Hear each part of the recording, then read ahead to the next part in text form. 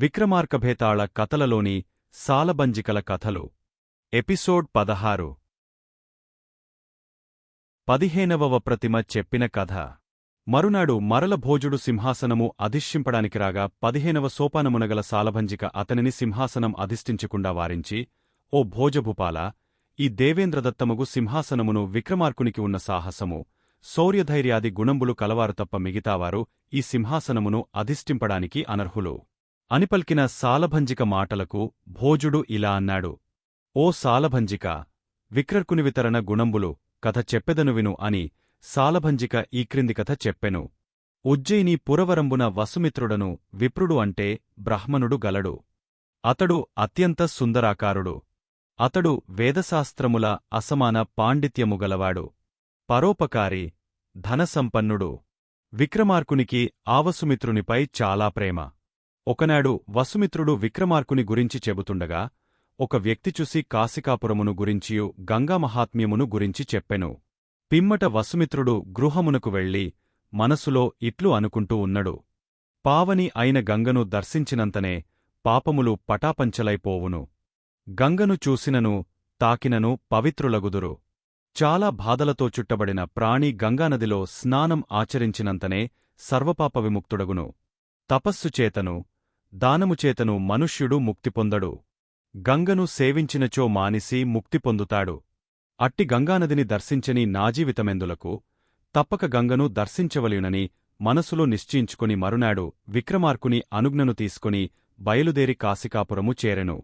కాశికాపురమున గంగనందు శాస్త్రోక్త ప్రకారంబుగా స్నానమాచరించి విశ్వేశ్వరుని దర్శించి సేవించి మాధవులకి మ్రొక్కి కాలభైరవుని దర్శించి అధికభక్తిన కాలభైరవునికి అభిషేకించి పిమ్మట గయ ప్రయాగాది పుణ్యక్షేత్రములకు వెళ్లి తీర్థయాత్ర మగించుకుని మరలా ఉజ్జయినికి పయనమయ్యెను. మార్గమధ్యమున అతడుక నగరమున విశ్రాంతికే ఆగెను. ఆనగరము స్త్రీలచే పరిపాలింపబడుచుండెను. అచ్చట లక్ష్మీనారాయణాలయము కలదు. ఆలయ ధ్వజస్తంభము చివరనుక కొప్పెరనందు తైలంబైన ద్వీపంపెళపెళ మరుగుచుండుటగాంచి అచ్చట ఒక అధికారిని అడుగగా అతడిట్లు చెప్పెను. ఈనునెకొప్పెరయందు సాహసమున నెవ్వడుగుకునో అతనికి ఈ నగరపరిపాలకురాలినిచ్చి కళ్యాణం చేస్తారుని తెలుసుకొని ఆ వసుమిత్రుడా వృత్తాంతమును విక్రమార్కునికి తెలుపవలయునని ఎక్కడా ఆగకుండా ప్రయాణము సాగించి ఉజ్జయిని నగరం జేరుకొనెను. ఆమరునాడు ఉదయంబున రాజప్రసాదమునకు చేరుకొని సింహాసనము మీదున్న విక్రమార్కునికి విశ్వేశ్వర ప్రసాదమును ఇచ్చెను. విక్రమార్కుడు అతనిని చుచి, మిత్రమా, ఏ పుణ్యక్షేత్రములు దర్శించితివి? ఏ దేశంబులు జూచితివి? అందు నీవు చూసిన వింతలేమైనా ఉన్నచోచో తెల్పమని ప్రశ్నించెను. అంత వసుమితుడు, భూపాల, కాశీ, గయా, ప్రయాగాది పుణ్యక్షేత్రములకు పోయి వివిధ రకాల పూజలు ఆచరించితిని. తిరిగి ఉజ్జయిని నగరం వచ్చే మార్గంలో ఒక నగరమున ఒక స్త్రీ పరిపాలించుచుండెను. అందు లక్ష్మీనారాయణ ఆలయముగలదు. ఆలయ ధ్వజస్తంభము చివరనొక నూనె కొప్పెరకలదు. అందు తైలము పెళపెళమని కాగుచుండును. ఆ తైలమునందు సాహస్మంతుడెవ్వడైన నడిచినచోవానికి ఆ నగరాధిపత్యమును నచ్చరలేమియు లభించును.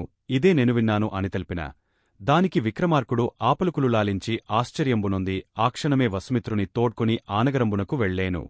విక్రమార్కుడు నగరంబు ప్రవేశించి లక్ష్మీనారాయణ ఆలయమునకు వెళ్ళి అందున్న లక్ష్మీనారాయణుని పూజించి అచ్చటగల అధికారులు ప్రజలు చూచుచుండగా ఆనునెకొప్పెరి అందు ఉరికి పిమ్మట నిరపాయముగా వెలికరుదెంచెను. అంతనే అచ్చటగల అధికారులు విక్రమార్కునికి నమస్కరించి, మహారాజా, తమకున్న సాహసం ఎవ్వరికి లేదు. తమరు మా మహారీమణిని పరిణిమాడి రాజ్యమును పరిపాలింపవలియును అని పల్కిన మాటలకు విక్రమార్కుడు, మీరాకుమారిని పరిణిమాడి మీ రాజ్యమును పరిపాలించుటకు వీలులేదు. నాకును రాజ్యము కలదు. ఈనామిత్రుడు మీరాకుమారిపై మక్కువకొని ఉన్నాడు. ఈతడే నాకీ వృత్తాంతమును తెల్పి ఇచ్చటకు తోడ్కొనివచ్చెను. కావున మీరాకుమారి నీతనికొసంగి ఇతనిని మీ రాజుగా ఎన్నుకోమనిన ఆ అధికారులు రాకుమారి వద్దకు వెళ్లి విక్రమార్కుడు చెప్పినదంతయు తెల్పి వసుమిత్రుని సౌందర్యంబు పొగడి అతనిని వివాహం చేసుకోమని విన్నవించారు. రాజకుమారి వారి మాటలను అంగీకరించెను. విక్రమార్కుడు వసుమిత్రునకు వివాహమగువరకు అచ్చట నిలిచి పట్టాభిషేకముగూడ చేయించి పిమ్మట ఉజ్జయినికి పోయెను. ఓభోజభూపాల, వింటివి కదా విక్రమరకుని గుణములు. ఇట్టి దానస్వభానము నీకు కలదా? లేదు కదా. కావున దేవేంద్రదత్తమగు నీసింహాసనమును నీవధిష్ఠింపదగదు. తిరిగె వెళ్ళిపోనిన సాలభంజిక మాటలకు భోజభూపాలుడు సిగ్గుపడి నాటి శుభముహూర్త అతిక్రమించినందున అంతఃపురానికి వెళ్ళిపోయెను. సాలబంజికలు మొత్తం 32 అవి ఏమి చెప్పాయో తెలుసుకోవాలంటే మా ఛానల్ని సబ్స్క్రైబ్ చేసుకోండి, లైక్ చేయండి, మీ అభిప్రాయాల్ని కామెంట్ చేయండి.